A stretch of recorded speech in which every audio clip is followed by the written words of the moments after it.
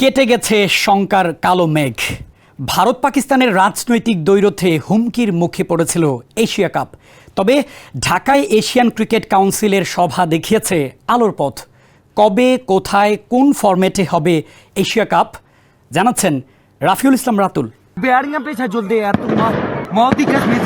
অবশেষে আসলো সুখবর। জল্পনা কল্পনার অবসান ঘটিয়ে ঘোষণা এলো বহুল প্রতীক্ষিত এশিয়া কাপের। এশিয়ান ক্রিকেট কাউন্সিলের প্রেসিডেন্ট ও পাকিস্তান ক্রিকেট বোর্ডের চেয়ারম্যান মহসিন নাকভি দিনক্ষণ নিশ্চিত করেছেন এই টুর্নামেন্টের। চলতি বছরের ৯ থেকে ২৮ সেপ্টেম্বর পর্যন্ত সংযুক্ত আরব আমিরাতের দুবাই ও আবুধাবিতে টি-20 ফরম্যাটে অনুষ্ঠিত হবে এশিয়া কাপ। আগামী টি-20 বিশ্বকাপকে সামনে রেখে এই সংস্করণে অনুষ্ঠিত হবে টুর্নামেন্টটি।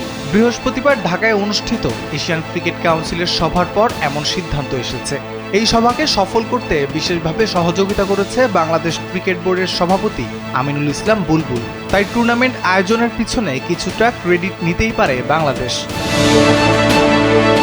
মরুর দেশে গরমের মাঝেও ক্রিকেট উত্তেজনার পারদ থাকবে তুঙ্গে। তবে মাঠের বাইরের উত্তাপ রাজনৈতিক আবহাওয়ায় বেশি দাগ কাটছে, বিশেষ করে ভারত পাকিস্তান ম্যাচ নিয়ে।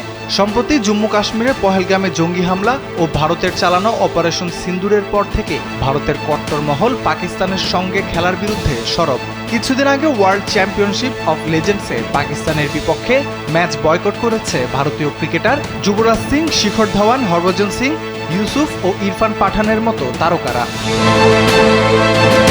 সম্প্রতি এশিয়ান ক্রিকেট কাউন্সিলের সভায় বিসিসিআই ভার্চুয়ালি অংশ নেয়। মোট ২৫টি দেশের প্রতিনিধিরা এই বৈঠকে উপস্থিত ছিলেন। এখন সবকিছু নির্ভর করছে রাজনৈতিক বাস্তবতা ও নিরাপত্তা বিশ্লেষণের ওপর। অন্যদিকে ভারতের উগ্র দর্শকরা পাকিস্তানের সঙ্গে খেলার বিরোধিতা করছে।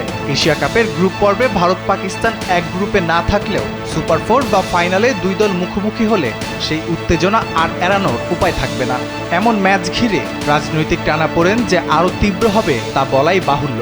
তবে অবশেষে রাজনীতিকে হারিয়ে জয় পেতে যাচ্ছে ব্যাটে বলের লড়াই। রাফিউল ইসলাম রাতুল, কালবেলা।